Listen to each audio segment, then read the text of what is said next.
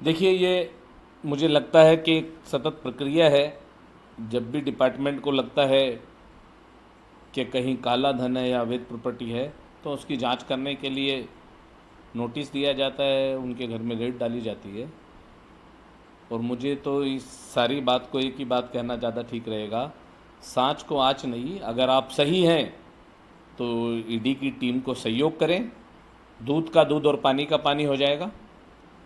इससे ज़्यादा मुझे लगता है कि और कुछ कहने की आवश्यकता नहीं है, क्योंकि पिछली सरकार में जिस तरह के काम गहलोत साहब ने अपने मंत्रियों से कराए, और मेरे पास तो यहाँ तक जानकारी है कि गहलोत साहब की जानकारी के बिना कुछ नहीं होता था। गहलोत साहब तक भी इन सब व्यवस्थाओं में गहलोत साहब भी इन्वॉल्व हैं।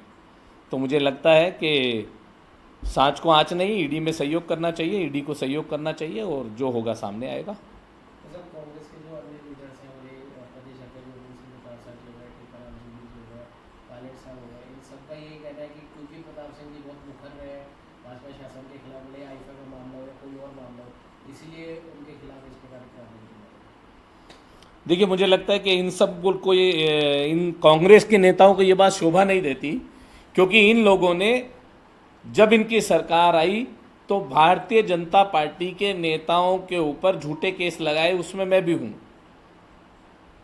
और इनके मुंह से ये बात अच्छी नहीं लगती, क्योंकि ये सब लोग डरे हुए हैं। चोर की दाढ़ी में तिनका, इसलिए इन्होंने पहले से ही चिल्लाना चालू कर दिया।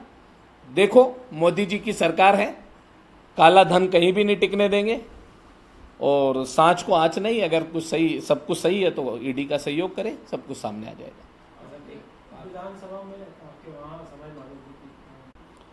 देखिए, जनप्रतिनिधि बनने के बाद बड़ा मन रखना चाहिए, और विधायक चुनकर जिस जनता ने आपको भेजा है उनके साथ मारपीट, मुझे लगता है कि इससे शर्मनाक घटना कोई नहीं हो सकती।